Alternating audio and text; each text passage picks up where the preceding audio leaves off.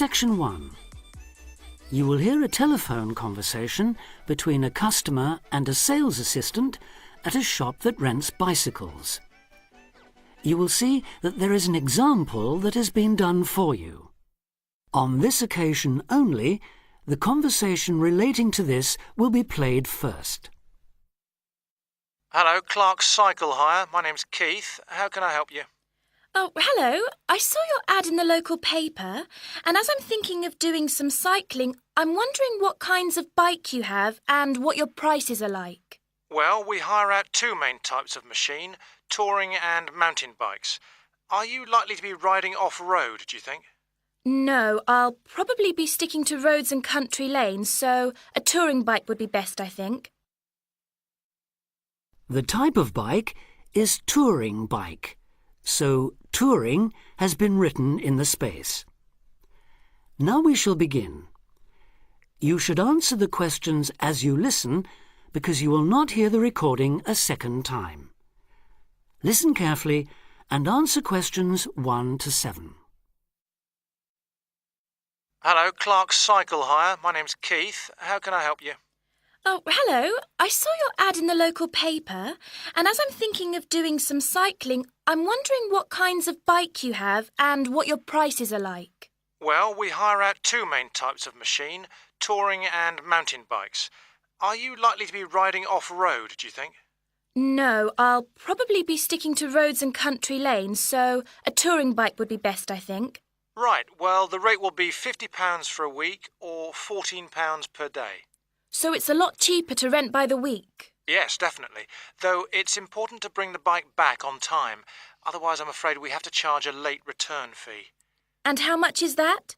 For each additional hour, it's £1.25. So if you were a day late, it would cost another £30? Yes, that's right. I'd make sure I didn't do that then. I should also point out there's a deposit which you get back when you return the bicycle. In good condition, of course. On touring models, it's £60. Is there anything else I'd have to pay? No, that's it. Though if you're planning to ride fairly long distances, you might like to have one or two accessories. Such as? Well, for another £5, we can supply lightweight bags, either panniers or the handlebar sort. It's amazing how much they can carry, and the way they're designed means they don't get in the way when you're riding. Well, I'll see. But what about essential things like a pump and a repair kit? I wouldn't have to pay extra for those, would I?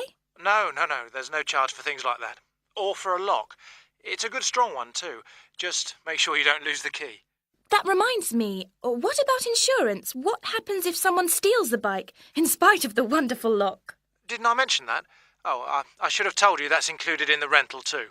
And it covers everything, does it? It covers you against theft of the bike, yes, as long as it's securely locked at the time. You'd have to pay part of any individual claim, though. How much? If the bike was stolen and not recovered, you'd be liable for the first £100. So, if I do go ahead and rent one, how do I pay? By cheque or would it have to be cash? Neither, I'm afraid. We can only accept credit card bookings.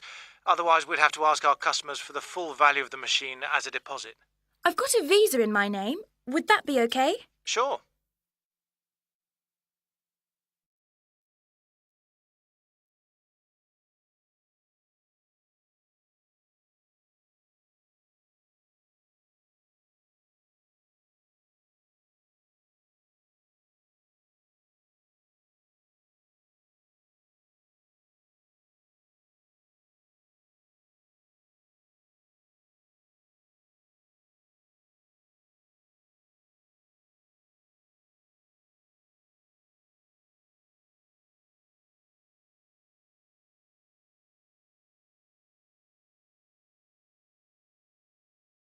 Section 1.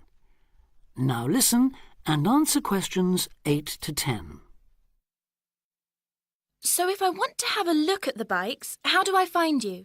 I live near the university, by the way. Right. First you take Woods Road as far as the main police station. I know it. It's right next to the park. Yes, that's it. And after the police station, there's a turning to the right called Oak Street. At the big supermarket? No, it's before then. It's actually between the police station and a garage on the other side. OK. So, you go down Oak Street until you reach the health centre on the right. If you get to a pub called the Maple Leaf, you've gone too far. All right? Yes, I've got that. Now, opposite the health centre there's a pharmacy, and we're just behind that. OK, fine. I'll try to call over sometime tomorrow. Great. See you then. Bye.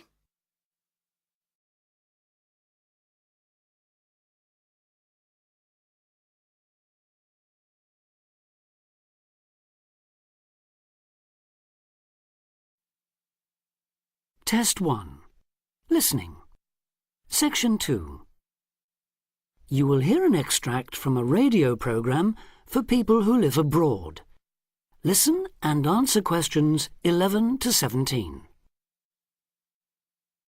You're listening to Expat News, a weekly broadcast for the English-speaking community in this great city. In today's programme, we'll be hearing from Tom O'Hara, who's going to tell us about all those different associations you can join.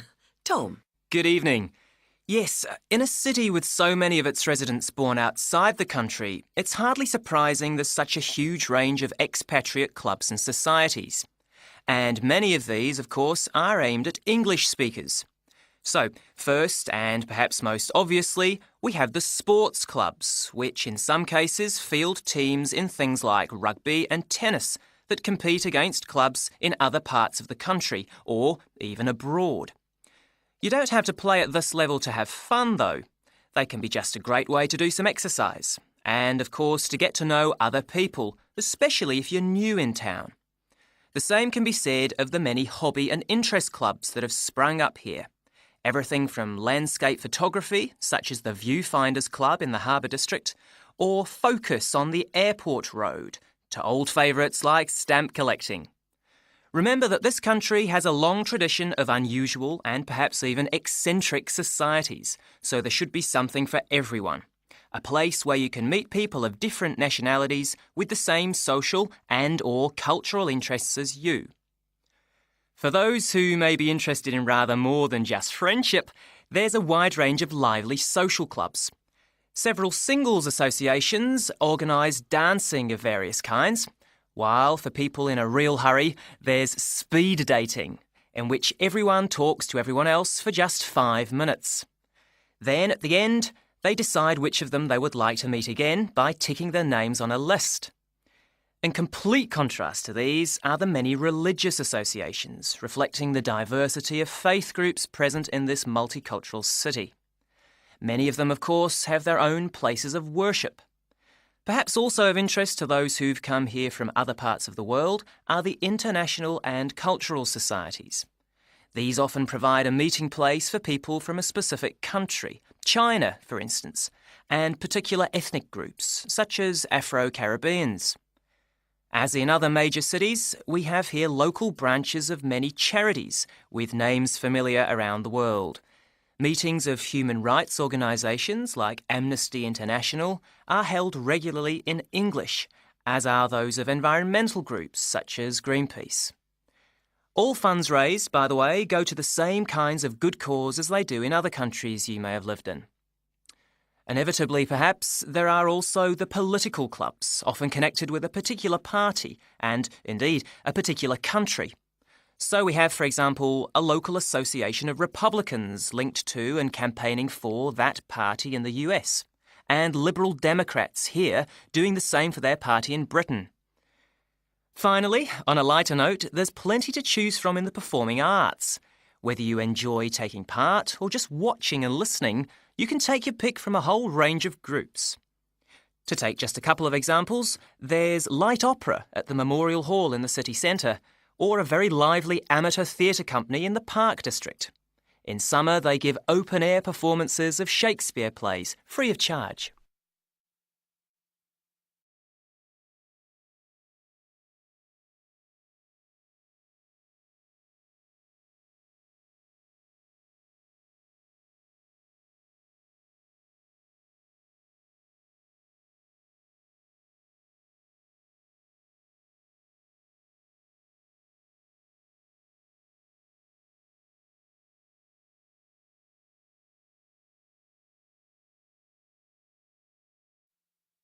Test 1.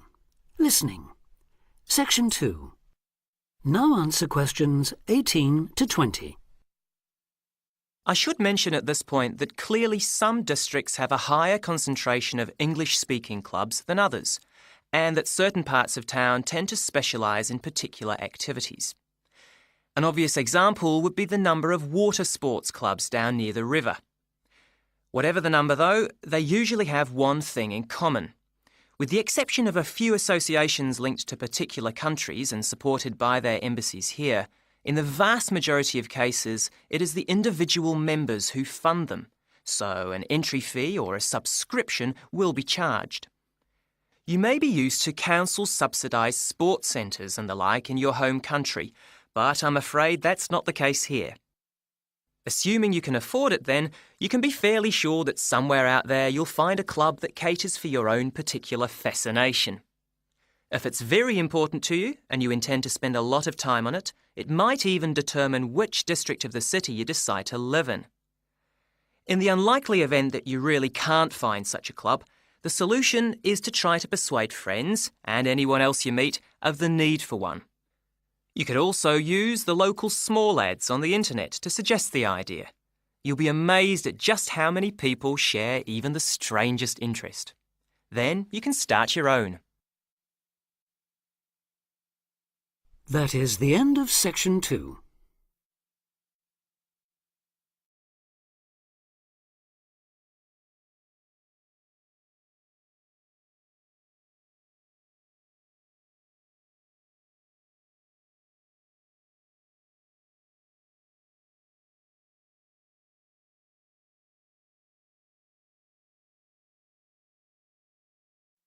Test 1.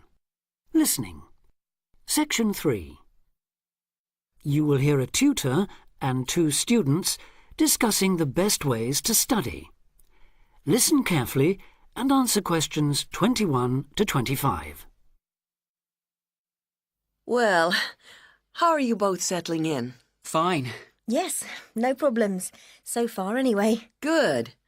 Remember that as your personal tutor, I'm here to help you if you do have any difficulties. Now, as you know, lectures start on Monday, so I thought we'd look at a few ways of making the most of them, especially in terms of the notes you take. Let's begin by thinking about what you can do before you even go to the lecture. Any ideas? Make sure you're up to date with all the background reading, so you know plenty about the subject already. Yes, that's essential. The lecturer will assume you have that knowledge. Anything else, Carlos? Well, check what the topic's going to be. Of the lecture, that is. I'd go a bit further than that and consider what the content may be. Then you could ask yourself some questions that you want answering and listen out for the relevant information during the lecture. OK. Now that brings us to the lecture itself and the actual business of writing notes. But there's a lot to deal with there, so we'll come back to that later. What I'd like to do for the moment is continue with the process of note-taking and move on to the next stage. Any suggestions for what that might be? When the lecture is over, you mean? Yes, once you're able to sit down somewhere quiet with your notes. Read them? More than that, you need to make sure they'll still make sense to you weeks, months later. Edit them? Yes, that's what's needed. It's well worth spending a few minutes on it. Any missing words, anything difficult to read, things you didn't have time to jot down, now is the time to do so, while everything's still fresh in your mind. Right. And after that, when's the best time to revise them? When do you think, Carlos? I'd say just before the next lecture, in the same subject. Precisely. That's a vital time to look at them again, for obvious reasons. But it's definitely not the only time. When should you revise them again? A month later, maybe? Sooner, and much more often than that. I'd recommend you look at them again once a week. That's why it's so important they're complete and easy to follow.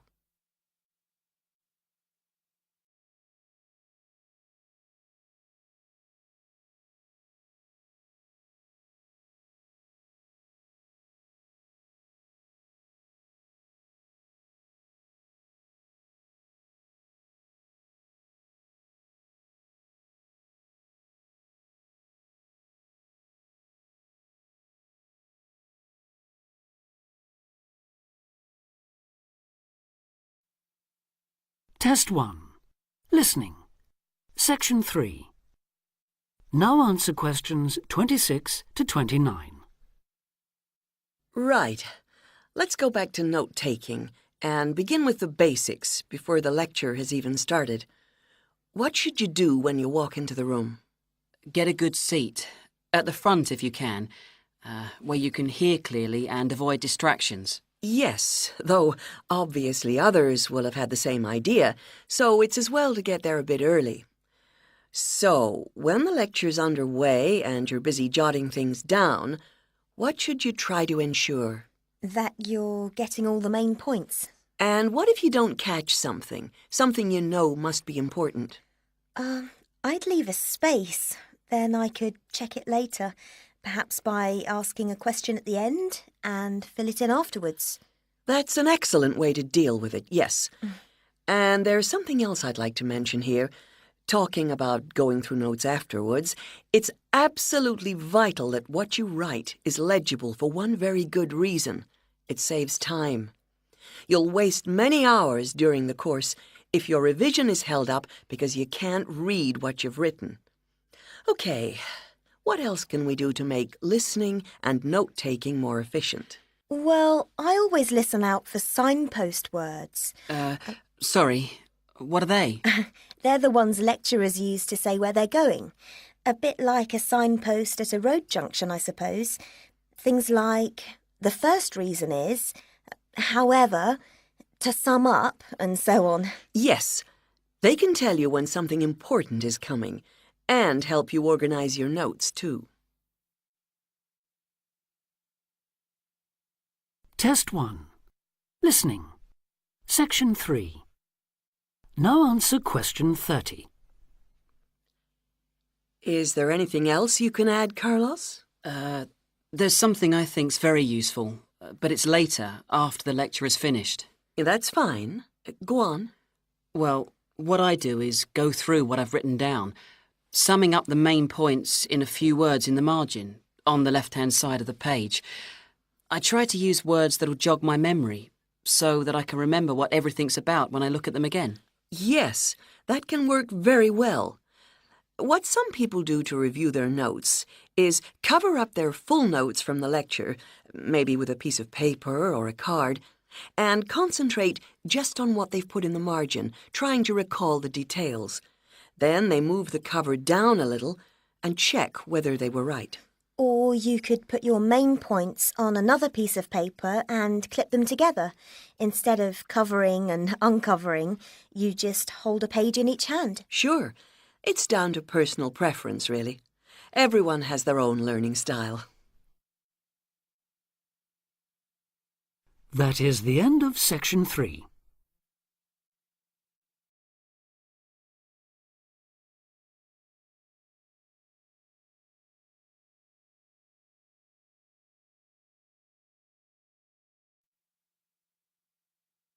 Test 1. Listening. Section 4. You will hear part of a lecture about a place called Cuba PD. Listen carefully and answer questions 31 to 36. Good afternoon. Today, we're continuing this series of talks on the development of the Australian outback with a look at Cuba PD, the desert town of opal mines and underground living, which lies 860 kilometres north of Adelaide and 690 south of Alice Springs. The inaccessibility, harsh climate and almost total lack of water made it a highly unlikely place for human habitation. But that all started to change in 1915 with the discovery there of opals, the precious stones which seem to change colour according to their surroundings. Settlements were established following the First World War, when soldiers returning from the trenches of France brought with them the techniques of living below ground in dugouts. The depression of the 1920s and 30s led to many prospectors leaving, but the town boomed again in the late 1940s when shallow new opal fields were discovered, and immigrants from Europe arrived in large numbers after the Second World War. It must be remembered, though, just how hostile conditions were. Daytime summer temperatures reached well over 50 degrees centigrade. Winter nights were bitterly cold, and dense dust storms regularly blanketed the town. To cope with this, more and more people began living in disused mines and purpose-built subterranean houses, where the temperature remains at a comfortable 25 degrees all year round, so that eventually around 70% of the town's inhabitants had made their homes beneath the surface. This led to the construction of hotels and even churches below ground, as well as an entire underground shopping centre, the only one in the world.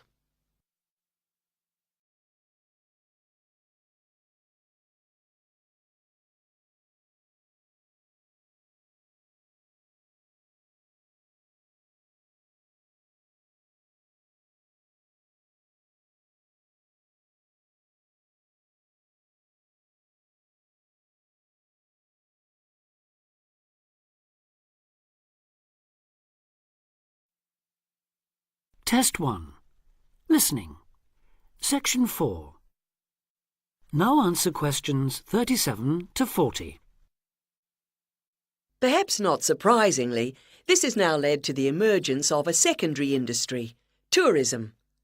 Increasing numbers of visitors come to see the tunnels and the caves with their ventilation shafts, the weird machines lying about in the town, and, just beyond it in the scorched red desert, the conical hills thrown up by the world's biggest opal mines.